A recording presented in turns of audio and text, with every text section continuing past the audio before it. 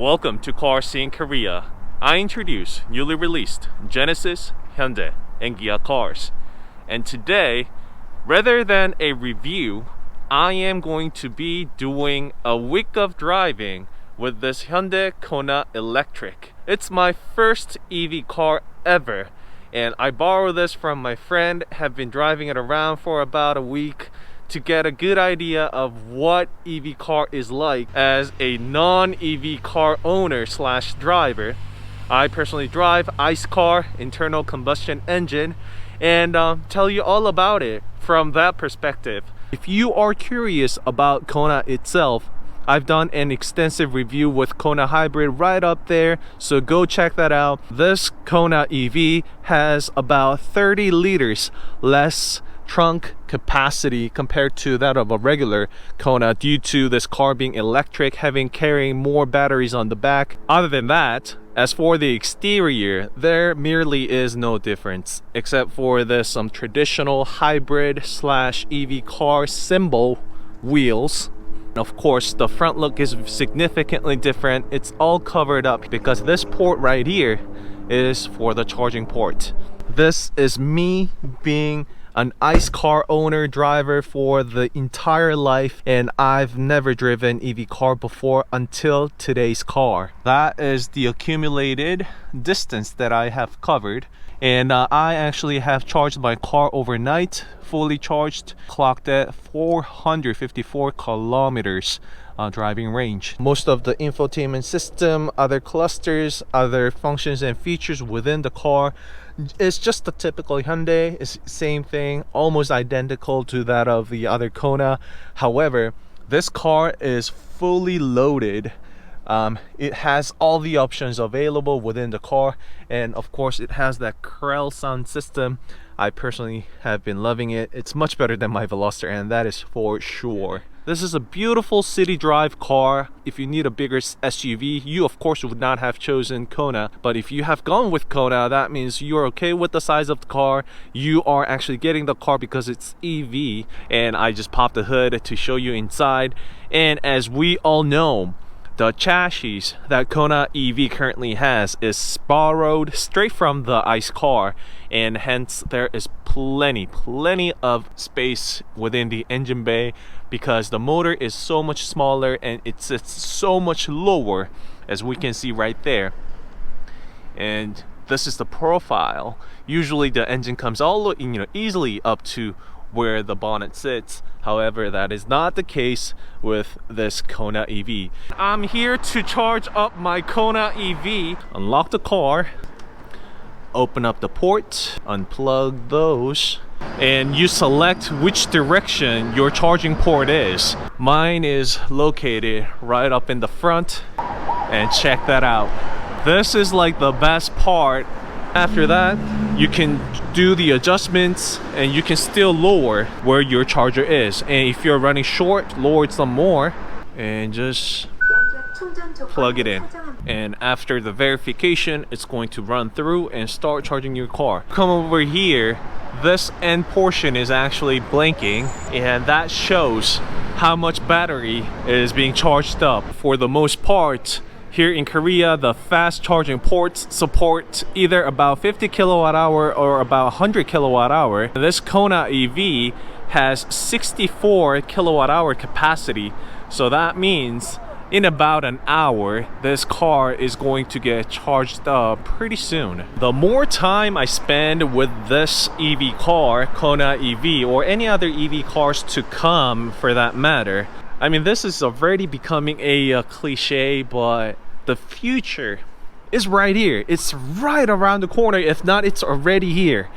And I have personally been a internal combustion engine car owner. I will be owning one forever, that's for sure. I just can't lose that feeling of the engine, exhaust, and manual transmission, all that good stuff. However, this is the car that we will all get to be driving, whether you want it or not, because this is what the world is shifting to. I like how it drives, how it performs, how it is eco-friendly. That being said, I think it's going to wrap up my personal view and the experience of this Kona EV for the past week. In one single sentence, to summarize it all, I want my next EV car right now. We're done.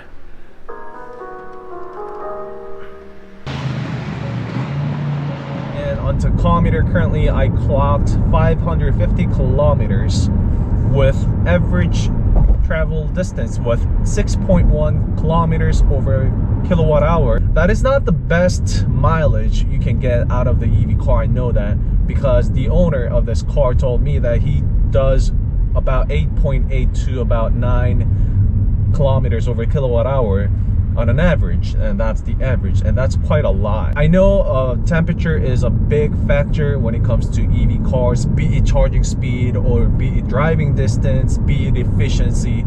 Everything is very closely related, tied together with the weather condition. It gets better when it's hot, or let's say when the batteries are easier to get warmed up. That's when you get most of your charging speed and efficiency and all. However, I am not going to have the luxury to own and drive the car around up until the summertime. It only makes sense for other hybrid cars and EV cars to cover up to the best that they can do up on the front bumper to reduce the resistance. And that's what we see with Tesla and all other EV cars. Of course, you guys don't need me to go over that. However, that is the most distinctive difference that I have noticed with this Kona EV, because I have reviewed Kona Hybrid, Kona Regular, Kona N-Line, and wait for it, Kona N to come, I hope. The issues that I thought I would have as an EV car owner, among everything, was charging issue. I plugged my car for the overnight and it will get fully charged up in the next morning. If you are going to travel long distance, you fuel up. I mean, you could fuel up in the middle, but that's also the same case for EV cars as well, because you can do so in the rest area. In Korea, there is a EV charging station in all rest. And second thing is, I was concerned about the way this EV car would drive. In other words, how it would feel, you know, driving the car behind the wheel, because this is not an ICE, it is motored, and the way that motor runs, it feels significantly different from that of the ICE car. This is missing the transmission. There's no shifting ups, there's no shifting downs, and of course this is fully automatic. There is no manual for EV cars. So that was something that I was not concerned about, but was kind of curious, I would say, because I know it's going to feel significantly different from that of ICE cars. And some of the hybrid cars have bigger motor, stronger motor engaging and kicking in. So I was ready for that. There, of course, is that huge difference of that of the ICE car to that of the motor. However, once you get used to it, it's just done and taken care of.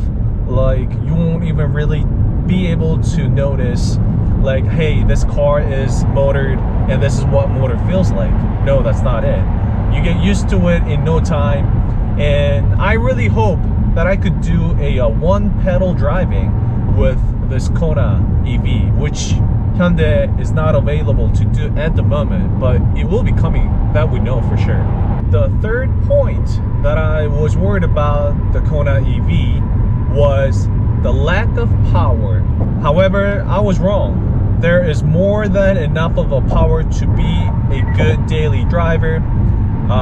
Not once have I felt the shortage on power. By the way, guys, wait for what's coming up here. Ouch, that hurts. A bit of a downside is actually tied together with what I said it was good, you know, having the power and all. By having that full battery packs underneath and sitting on the back of the trunk, a lot of power, a lot of weight is actually put on the back of the car. So when you are accelerating, and as I have said, you have the power you need. There is quite a lot of power on this car to be a daily driver. But when you do accelerate, all the momentum goes to the back of the car, including in the heavy weight and heavy batteries on the back of the car. You get quite a lot of understeer up at the front. You lose the front grip. Ironically, at the same time, I am going around the corner now. I'm exiting the highway. Since the batteries do sit low, and just watch, I'm going into the corner and the curve, and I get much more stability than I would usually do with a regular ICE car, because the battery sits low to the ground. The center of the gravity is closer to the ground. The lower the center of the gravity, it's always better for performing the car and having more balance. The presence of heavy batteries do contribute to a lack of driving experience, having more understeer and whatnot. However, it also do at the same time add in to advanced and increased cornering ability, I would say. But it really does feel different from a regular ICE car, the things that we have been used to. It feels very different. Like, you feel the weight, you feel the heaviness, and the weight is there at the bottom. However, it hugs the corner and it does attack the corner, and it makes an exit like no other. Alright, so all in all, to summarize my past experience with Kona EV for the past week, and this Kona EV being my first EV car ever, it literally wiped away all the concerns that I had, all the misconception that I had about the EV car. Yes, there is a difference and things that you have to adapt to because of the car being an EV car, and the infrastructure and the regulations, laws, rules, it's slowly being built up because this is something that we never had before. So it is of course taking some time to build up. However, it is evolving very rapidly. It's the next thing. I mean, whether you want it or not, we will all be getting to drive the EV cars. We would be left with no choice.